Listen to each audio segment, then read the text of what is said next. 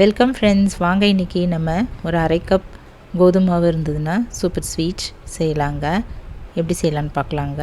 கோதுமை மாவு ஹல்வா. இப்போ அரை கப் அளவு கோதுமை மாவு எடுத்துகிட்டு அதை ஒரு கிண்ணத்தில் போட்டுடலாங்க. போட்டுட்டு ஒரு 3/4 கப் அளவு பால் ஊற்றி நல்லா இது போல் கலரிக்கலாம். மிக்ஸ் பண்ணிக்கலாங்க. கொஞ்சம் கொஞ்சமாக ஊற்றி நல்லா மிக்ஸ் பண்ணிக்கலாம்.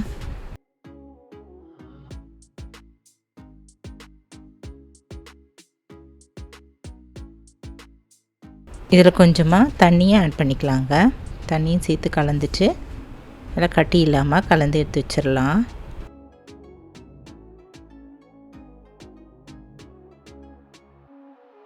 இந்த கலவை ஒரு 1/2 hour அப்படியே ஊறட்டுங்க. மூடி வச்சிடலாம்.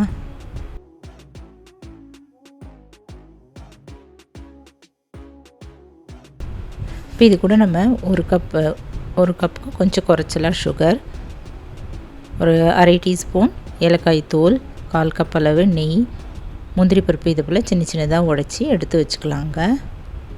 இந்த மாவு நல்லா ஊறிடுச்சு. மிக்ஸ் பண்ண மாவு நல்லா ஊறிடுச்சு. இப்போ அடுப்பில் ஒரு சின்ன கடாயை வச்சுட்டு கொஞ்சமாக நெய் ஊற்றிட்டு முந்திரி பருப்பு போட்டு நல்லா வறுத்து ஒரு தட்டில் எடுத்து வச்சுக்கலாங்க.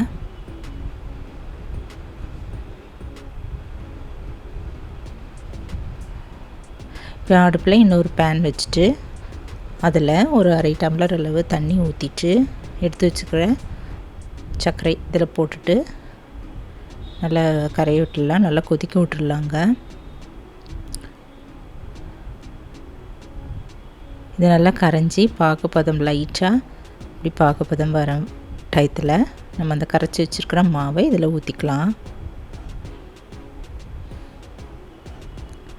சுகர்லாம் நல்லா கரைஞ்சிடுச்சுங்க. வீட்டில் கோதுமை மாவு இருந்ததுன்னா டக்குன்னு இந்த ஸ்வீட்டு நம்ம செஞ்சரில் ஸ்வீட் சாப்பிடணும் போல் இருந்ததுன்னா இது போல் செய்து கொடுக்கலாங்க. இப்போ நல்லா கரைஞ்சிட்டு கொதிக்க ஆரம்பிச்சிருச்சு. இப்போ இந்த கரைச்சி வச்சிருந்த மாவை ஊற்றிட்டு கரண்டியில் நல்லா கலந்துகிட்டே இருக்கலாங்க.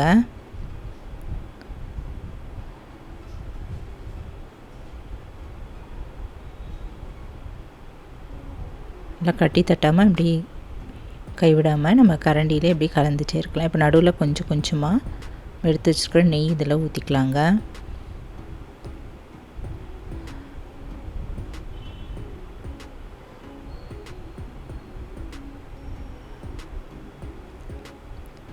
இப்போ கெட்டிப்பட ஆரம்பிச்சிச்சு. இப்போ இன்னும் கொஞ்சமாக நெய் ஊற்றிட்டு நல்லா கலந்துடலாம். கைவிடாமல் இப்படி கலரிட்டே இருக்கலாங்க. இதில் ஃபுட் கலர் ஆட் பண்ணுறதுனா பண்ணலாம். நான் கொஞ்சமாக இதில் கேசரி பவுடர் கலரு தண்ணியில் கொஞ்சமாக கலந்துட்டு ஒரு 3 ட்ராப்ஸு கலந்து இதில் ஊற்றுனங்க. கொஞ்சம் கலரிஷாக இருக்கட்டும் அப்படின்னு அதையும் ஊற்றிட்டு நல்லா கலந்துடலாம். கலர் இல்லைன்னா கூட பரவாயில்லைங்க. இது அருமையான இந்த ஸ்வீட்டு கலர் இல்லாமல் கூட நம்ம செய்யலாம். இப்போ மீதி இருக்கிற நெய்யும் ஊற்றிக்கலாங்க. இப்போ ஒட்டாமல் இந்த கடாய் இந்த இதில் பேனில் ஒட்டாமல் வந்துருச்சு. இன்னமும் நம்ம கிளறிட்டே இருக்கலாம்.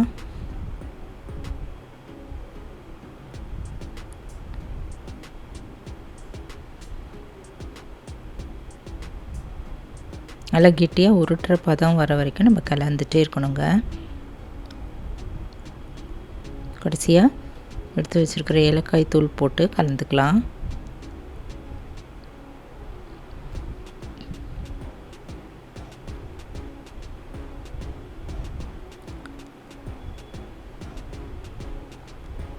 கடைசியாக மிச்சமாக இருக்கிற நெய் எல்லாத்தையும் ஊற்றிட்டு கலந்துக்கலாங்க.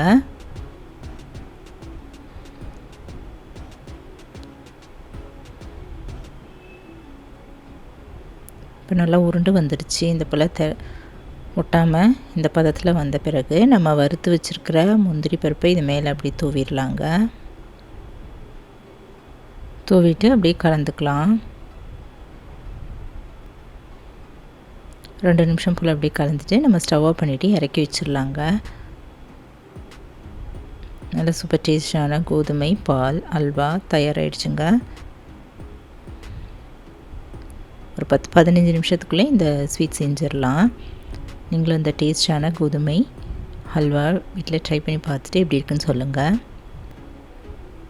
இந்த வீடியோ பிடிச்சிருந்ததுன்னா என்னுடைய சேனலான குக்கிங் வித் சித்ரா அன்பு சேனலை சப்ஸ்கிரைப் பண்ணிக்கோங்க.